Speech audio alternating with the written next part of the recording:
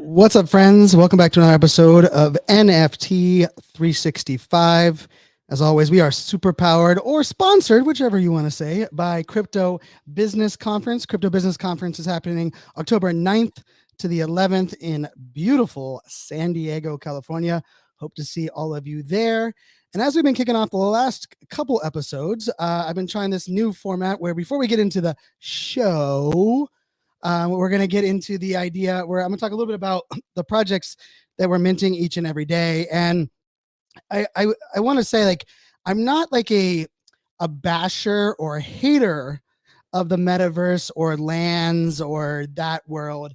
Let's just say I have yet to have my aha moment in the metaverse, but I also understand the idea of land and the experiences and developing in the metaverse. And partially, like, I think part of my problem has been the ones that I've researched that I'm like, I'm not sure. Apparently, they become very popular, and then the ones where I'm like, actually, this one seems pretty cool, not so much. So I've kind of held back a little bit from actually minting a lot of land until honestly I found a really cool one for yesterday's mint, and it's called Verse Estate, and this is they're currently minting the New York version. They already have minted out their Los Angeles kind of location, but the thing I like about it is they're calling it's an open social hyper realistic VR metaverse. And then if you're playing, buzzword bingo at home, I think you just hit a bingo, because that was kind of how they're kind of describing their initial piece. But I'll tell you, like, their team, like, the more research I did on this one project, it is on Solana, which to me is another, I kind of think of that as a win a little bit over here. I feel like Solana is built a little bit better for this kind of Web3 technology that they're kind of innovating over there. But they're also a company brand that headquartered in Dubai. They have a really massive team with two big partnerships, including one with Cointelegraph. And as you've heard me share in a couple of the last episodes, like, partnerships to me are kind of a big deal when it comes to a lot of these VR, kind of virtual experiences. So for me, like, when I first saw this idea of, like, it's a VR land, but it also allows you to have kind of like that social metaverse 3D experience. So we went and minted that for our Mint 365. I kind of like the idea that it has a little bit of kind of like realistic view into like what the world might look like. The other thing I liked about this project when I was looking through it was I really went into their team. Like, I just want to, like, for me, like, trusting a team is also just trusting that a team has an experience that they'll be able to build upon. And so they're, it's still minting. It's called Verse Estate. We'll include a link in the show notes, but this is the New York version is what we minted for yesterday's Mint 365. And kind of building on that theme, today's episode, I've been getting some messages, and I say some messages, let's just say I've been getting a plethora, which anytime I can use that word, I will make sure to plug that directly into every episode, as it is my favorite word. It's been my favorite word for forever, but a plethora of messages where some people are either FUDing, which, let's remember, FUDing stands for fear, uncertainty, and doubt. So when we say someone is FUDing, we're saying that they are spreading fear, uncertainty, or doubt about a project, about a founder, about a group of of people. I've been getting some messages, I would say more frequently over the last couple of weeks, from some people that are quote unquote giving me a heads up that, like, hey, I don't know if you've been following this person, or you might want to distance yourself from this person, or I don't longer believe in this project, Brian. I know that you hold them, and part of that has to do with, I know my wallet is very public. So most people are very aware of what I'm holding in multiple different wallets.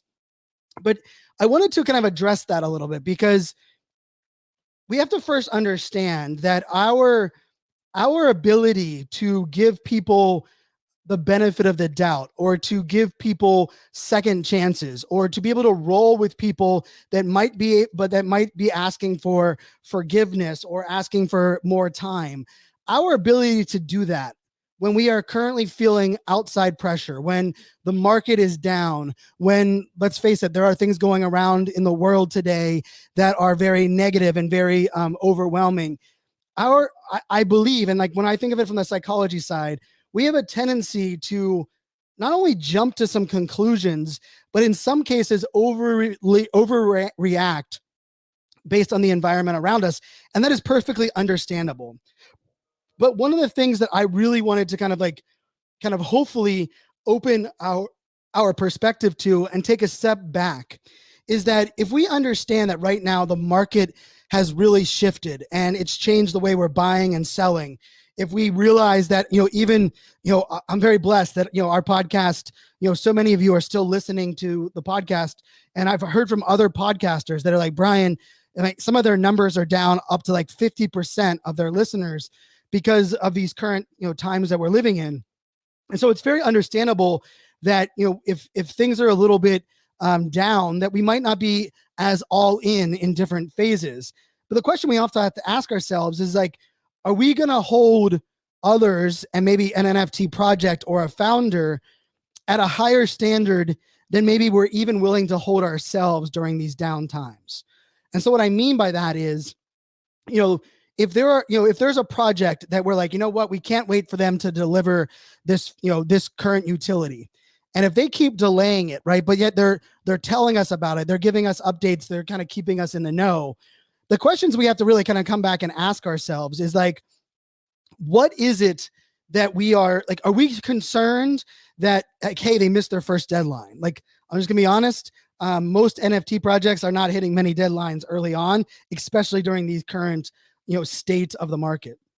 The other thing we have to ask ourselves is, what did we get in this project for? Because I know a lot of people's, let's just say, your desire to pull the ripcord, right, or to eject, or to to pull the parachute and say, you know what, I'm going to save what I have now. Our desire to do that sometimes is influenced by like the things like the floor price or maybe the sentiment of the entire community. But I think we have to take a little bit of a step back sometimes and realize, like, wait a second, like, I was in this project because of what they were going to deliver in month 6 and month 9. If in month 3 they're not delivering, what we have to ask ourselves is, do we trust that if they get their things together, will they deliver something of quality? Or maybe it's like, you know what, they're letting us in now, and if I can't trust them to deliver part 1, it's no wonder that they're not going to deliver part 2 and part 3. And I'm not one telling people not to flip out of projects, not to pull the ripcord. I actually would argue that sometimes selling at a loss before everyone else realizes that they probably should sell at a loss is a great way to maintain your liquidity. But I do feel like right now is the time you'll have to check yourself before you wreck yourself in that state of like take a step back and say, you know what, they might not be delivering on this, or they might have changed the dates on this, but I still believe in them at the core. Or, you know what, I'm going to give them a second chance, but I want to know these type of things. The other part of this is, is it a pile on conversation, or is it something that is your individual thought? It's very easy, and I've fell victim of this as well, where sometimes I've walked into a conversation where everyone is talking about is kind of piling on a certain topic, and I'm like, you know what, they're right, and I kind of jump in on that feeling. But the next day when I take a step back and I'm like, you know what, like, I can see where they're coming from, but if I'm looking at what I care about and the things that I'm worrying about, then you know what, that their influence shouldn't influence my decisions. And so that to me is a big one. The other one is, and this is one that I've had many sleepless nights, especially over the last month or two, with a couple of projects that I've cared deeply about, and I care about the others that are holding the NFTs in the, as well. Is that what is your, by you putting out that publicly, right? If you tweeting or you bashing a product or a person or a project, if you're starting to complain about them publicly, we have to ask ourselves, what is our goal there? And we also have to recognize that it doesn't take a lot of followers, right? You can have a low amount of followers, but a lot of people from one project follow you. And by you simply, making certain statements or proclamations, it is going to possibly influence others' decisions. And so the question I always have to ask myself is that, I'm one that wants to be real and as authentic as I can possibly be. But I also understand that sometimes transparency can get a blurred line with oversharing. And so that's where I'm going to challenge us is like, am I oversharing because I'm bitter and I'm frustrated? Or am I sharing this to try to protect others? And let's also remember, what does protecting others mean? And I know, like, I'm a recovering people pleaser. And when I say recovering, I put that word on there just to give myself feel better, because I do have like a massive, I often overcompensate to, my goal is to please others and not piss people off. And I am much more of a lover, not a fighter. And for me, part of it is also is like, I want other people to come to their own conclusions on certain things or certain people or certain projects. And I also, this is the thing I often ask myself, right? If I'm going to either talk negatively, or if I'm going to publicly share which projects I'm selling or which projects I'm removing from my bag, what I have to ask myself is like, what are the short-term and like long-term, impacts or repercussions of that? And then also taking a step back and asking am I sharing that for me, or am I sharing that for others? And I think sometimes we can believe that we're doing that, for others. We want to protect everyone else. But if all of a sudden you're putting that out and everyone starts selling and the prices of someone's NFTs that they have starts going down drastically, did you really help them? Right? Like, would it have been better in like a private message, right? And like I've kind of prescribed to this rule my entire social media life, right? Like, I'm not going to post things that I'm not okay with my mom seeing, right? Like, that's always been a mama's boy role of me. And trust me, my mom's messaged me sometimes. She's like, Brian, I'm disappointed that you shared that, or I can't believe that you put that out there. But I've managed that kind of like risk versus reward. The other thing that I try really hard on is that, if we are going to be someone that understands that, like the Spider-Man Uncle Ben, right? Like, with great power comes great responsibility. Like, I don't overly promote a lot of projects because I don't know what your version of success is. I don't know. Are you looking at it from what is this project going to look like in November? Or are you looking at it, what is this project going to look like in 30 days? Or maybe you're going to be like, I don't care. I care about what it's going to look like a year from now, right? Like, I was on a phone call yesterday with a good friend of mine, and, bless her heart, she's like, Brian, I want to send you $6,000. I want you to put that into crypto, buy NFTs for me, spend the $6,000, put them into a wallet, and then I want you to remind me next July 4th that you did this for me.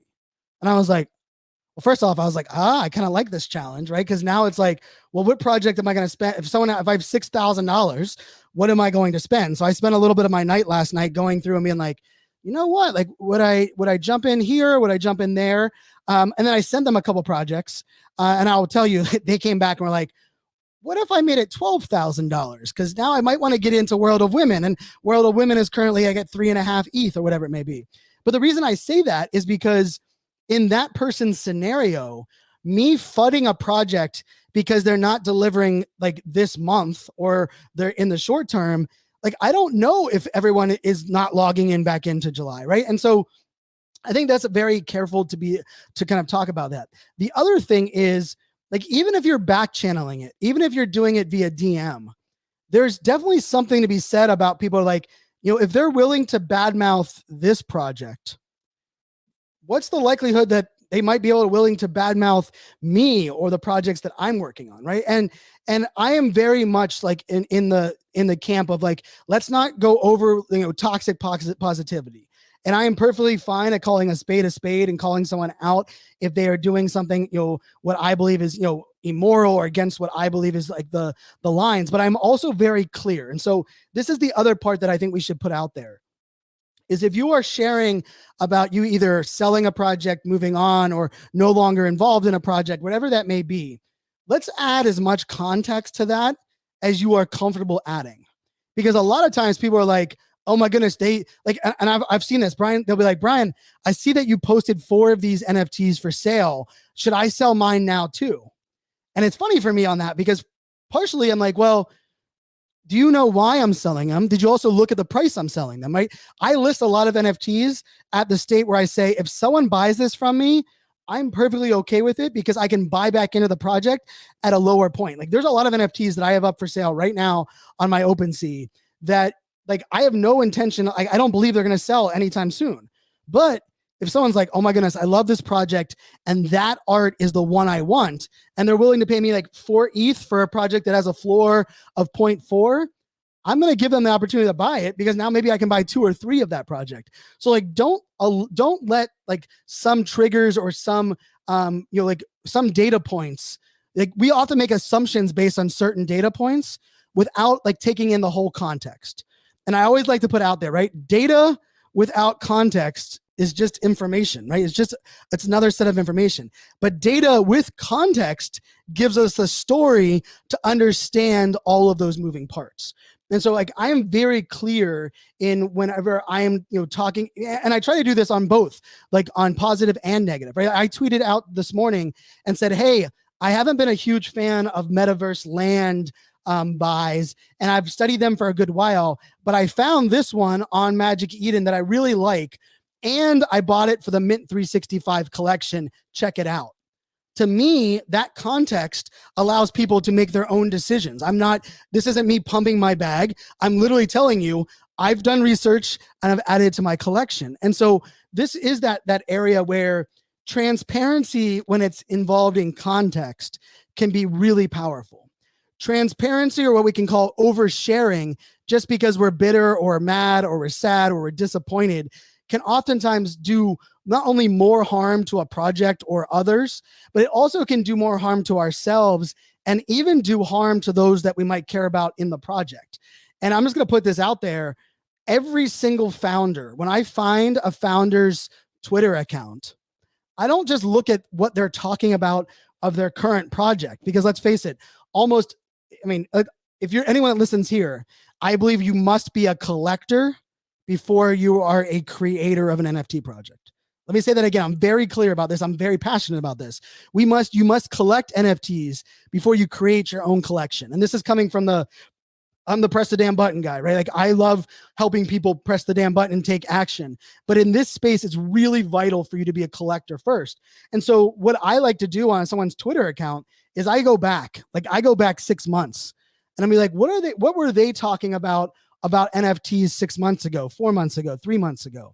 And if I notice that they jump into a project, they promote it heavily, and then when the project doesn't do as good as they want, they bash that project a lot, and then they're asking me to mint their project as if like they're all of a sudden now like figure that all out. Like to me, those are signs and triggers that might sway me one way or the other. Now, I'm not saying that that I don't want people to push forward or to try new things or to talk about new projects. But I think we have to be very careful in the balance of what we share and how we share it. The last thing is that I know for a lot of people, the NFT space has been the very first time that they've had a following or had influence or had a brand where people are making decisions based on what you're doing, right? Like true influence to me has nothing to do with social followers. It has everything to do with who are the people that are following you that are willing to take action based on either what you're saying, what you're doing, or the things that you're talking about, right? Like it's your ability to influence action shows true influence. But with all of that being said, we also have to be very understanding that some people have never had that before. And it can be a little bit, let's to say what it is, right? It can be a little bit overwhelming. It can be a little bit of a dopamine hit that we can't get enough. Like, oh my God, it's so exciting that everyone's jumping when I say jump. And if I say to get in this project, they're getting into it. But just remember, there's also the downside of that, right? The bashing that comes with that. And I've had people in my DMs, even though I try really hard at putting out there why I'm making decisions. And people are like, Brian, I went all in on this project because you interviewed someone associated with them on the podcast. And now the project is falling apart. How dare you? Like, you're a piece of shit. Like, I can't believe that you've done that. And I have to recognize that like they're hurt and they're mad at their own decisions and they're blaming me. But I know that I've added that caveat. I'm comfortable knowing that when I put out recommendations or I interview people, I'm very transparent in where I'm kind of putting that. And so we have to also give people a little bit of a benefit of doubt. Like, so if someone messages me, or some of you that might be listening, some of the ones that have messaged me over the last couple of weeks, just know that like, I understand that might be like, hey, you're trying to figure out that balance, right? So like, I'm going to challenge us all to, let's give people a little bit of grace. If we see them talking bad about a project, let's also give people grace if a project is not currently delivering, maybe at what we expected them to deliver at this moment. Now, with all of that being said, there are some projects that I hold in my bag that I am just like, you know what? I no longer trust the founders. They've checked enough boxes of they haven't been communicating.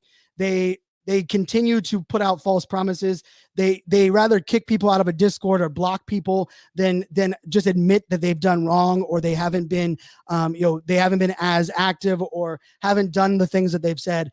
And to me, that's really, you have to kind of make those judgments on your own. But I think before we jump to a conclusion, before we all of a sudden just selling all of our NFTs for a certain project, like we have to take a little bit of a step back, and we have to like kind of like understand, like, okay, what did we get into this project for?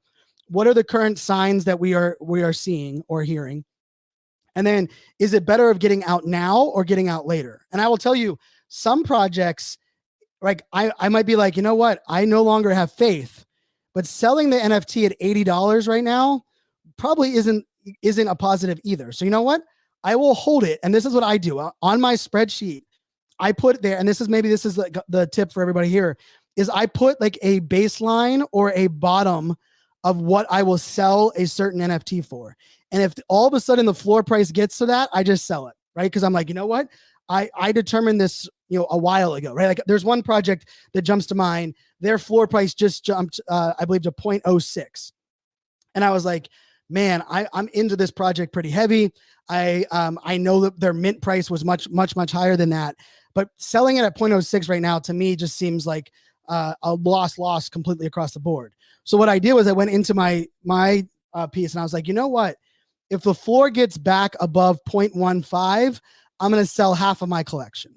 And then if it gets to 0.21, I'm going to make another decision about removing myself from that collection. Now, that's nothing that I'm putting out publicly, right? Because I'm not out here to bash that like project or put that out there so everyone can see. But I want to manage my own expectations.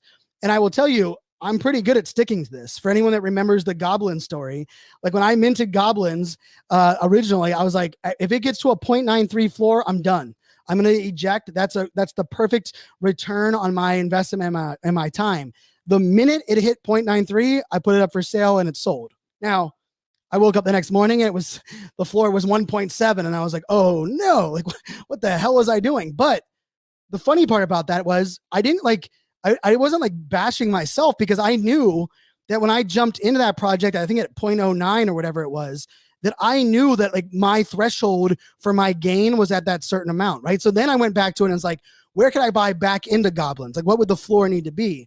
And so these are things that you should be doing individually, because what I've also noticed is that if I hear people starting to talk negatively about a project, I will jump to that spreadsheet and go, okay, what was my baseline on that? Okay, I minted it this price. You know what? I'm gonna keep faith, but if it gets to this level, I will probably eject.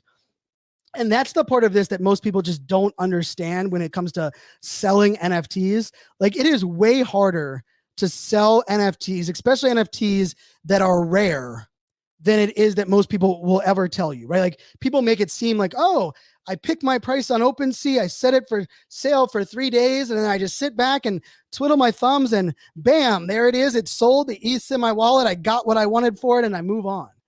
I will tell you, sometimes where I want to sell a project for a certain amount, and I'm like, you know what? If I dropped it 0.02, I could probably sell it now. But you know what? I'm not going to do it. And all of a sudden, the floor drops 0.2. And then I'm like, oh my goodness, if I could have dropped it 0.02, I could have sold it. But instead, I was being stingy with that 0.02. And now I've lost, instead of dropping $35, I now have lost $350, right? So like, these are all things that you just have to take into account. And I also just ask everybody that, when you just see certain actions that people are taking, don't just take them for face value. Do a little bit of research about why someone might be doing something, because a lot of times someone might be selling an NFT, not because they don't believe in the project, but because they want to build liquidity to buy maybe a rare one in the project, right? Like if you would have went back, if you were watching my wallet back in October, November of last year, you would have saw me in one day sell 4 of my crypto chicks. You would have been like, man, Brian's done. We should all sell our crypto chick. But little did you know, I was selling all 4 of them to buy the rare one that I wanted, to like stack that ETH so I could buy into the one that I really, really wanted in that collection. And so just be very wary of a lot of those data points, and also just recognize that, negativity breeds negativity.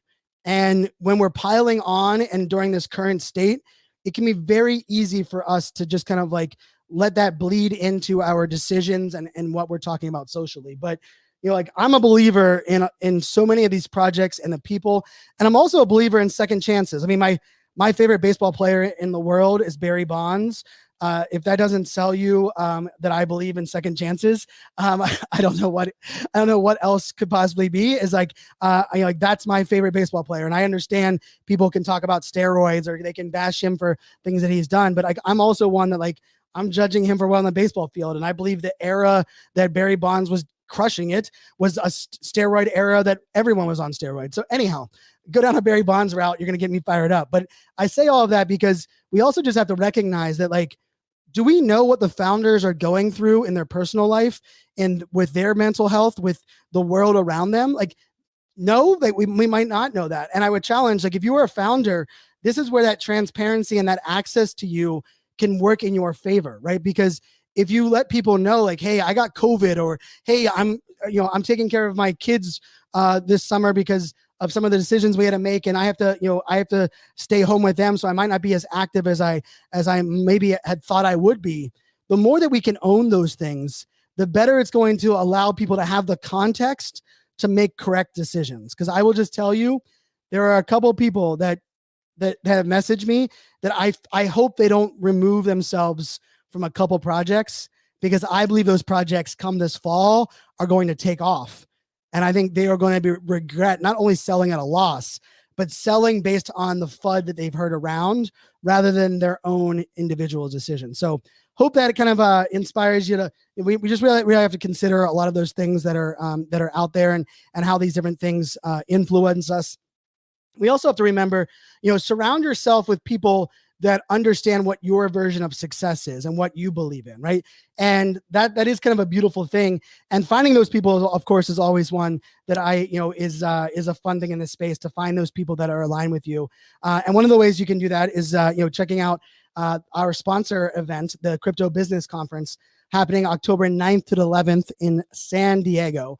One of my favorite things about these in-person events is that idea of like, hey, if you're going and sitting in this talk about the metaverse, you must be interested in the metaverse as well, and connecting with those people that are in the room. And that can be on top of lots of different levels. So definitely check out different events in your area, different events that align.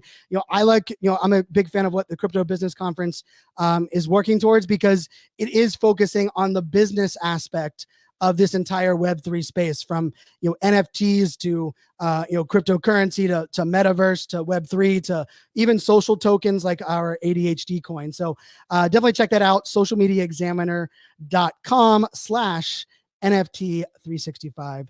And my friends, it was the holiday. We are kicking through the month of July. For those that are listening to this in kind of real time, take a chance on yourself. Remember that like a lot of the things that you believed in early on, or the things that you jumped in, just because market's down and the things around us are down, doesn't always mean that what the decisions you made were wrong. We have to give ourselves a little bit more grace as well, right? I always laugh. Like I own a Jeep Wrangler, and when the gas prices are low, I talk about how much I love that Jeep Wrangler.